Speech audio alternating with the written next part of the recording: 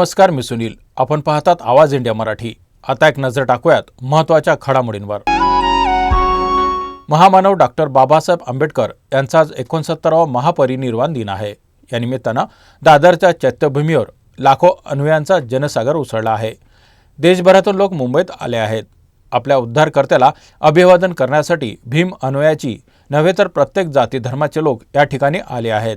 बाबासाहेबांनी प्रत्येक व्यक्तीला ताठ मानेनं अभिमानानं जगायला शिकवलं. त्यांचे विचार आजही जगण्याची प्रेरणा देत असतात. महामानवाला अभिवादन करण्यासाठी राज्याचे राज्यपाल मुख्यमंत्री देवेंद्र फडणवीस आणि उपमुख्यमंत्री एकनाथ शिंदे एकत्र जमले होते. महामानव भारतरत्न डॉक्टर बाबासाहेब आंबेडकरांच्या महापरिनिर्वाण दिनाच्या निमित्ताने त्यांना अभिवादन करण्याकरता आणि या देशाला संविधानाच्या माध्यमातून त्यांनी जो मार्ग दाखवला त्या मार्गावर चालण्याची पुन्हा एकदा प्रेरणा प्राप्त करण्याकरता आपण सर्व लोक या ठिकाणी एकत्रित आलो आहोत. आपल्याला कल्पना आहे की खऱ्या अर्थानं आपल्या देशामध्ये आपल्या समाजामध्ये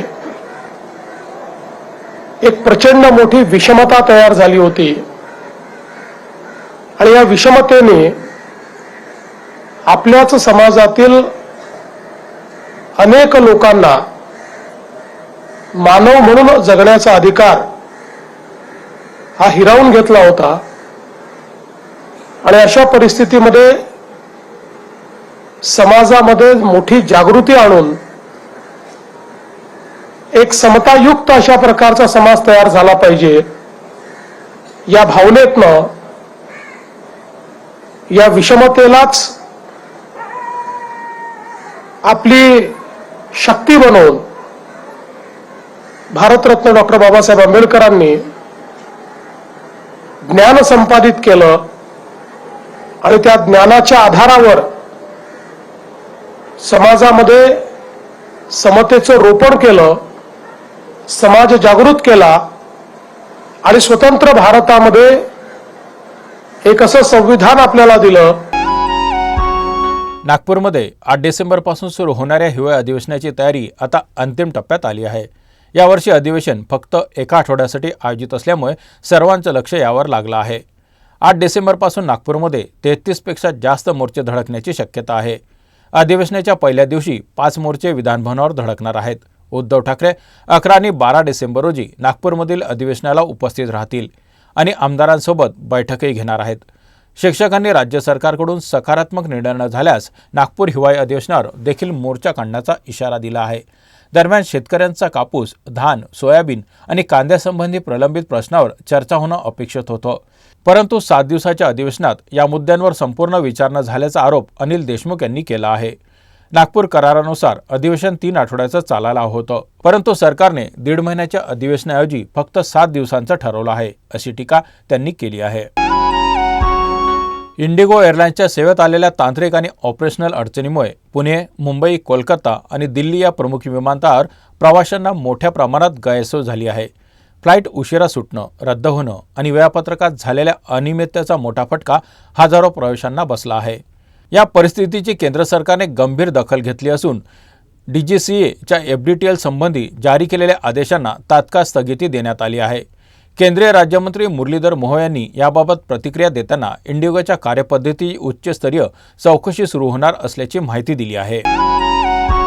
मुंडवा येथील शासकीय जमीन गैरव्यवहार प्रकरणातील मुख्य आरोपी शीतल तेजवानी हिला पुणे पोलिसांनी अटक केली आहे. तब्बल 40 एकर शासकीय महार वतन जमिनीची बनावट कागदपत्रे तयार करून ती परस्पर हस्तांतरित केली, तसेच मुद्रा शुल्कात शासनाची फसवणूक केल्याचा गंभीर आरोप तिच्यावर आहे. हीच जमीन उपमुख्यमंत्री अजित पवार यांचे सुपुत्र पार्थ पवार यांच्या अमेडिया कंपनीला विकली गेल्याची माहिती पुढे आली आहे. अटकेनंतर पोलिसांनी शीतल तेजवानीच्या माहेरच्या घरी महत्त्वाची कागदपत्रे शोधण्यासाठी झडाडती घेतली.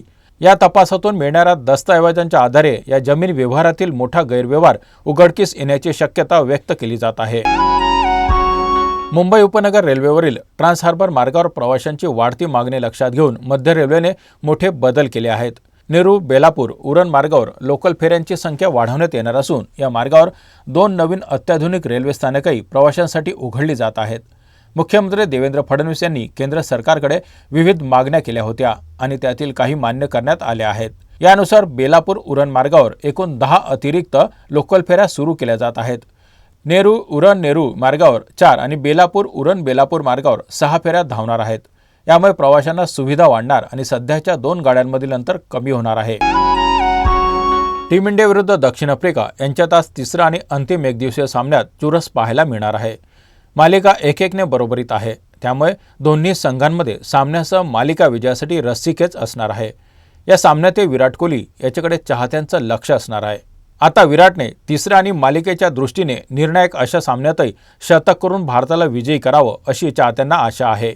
चाहत्यांना या सामन्यात विराटकडून 2 पैकी कोणताही एक विक्रम होताना पाहायला मिळू शकतो। उपमुख्यमंत्री अजित पवार यांचा सुपुत्र जय पवार यांच्या विवाह सोहळ्याचं आयोजन बहरीनमध्ये शाही आणि भव्यपणे करण्यात आलं।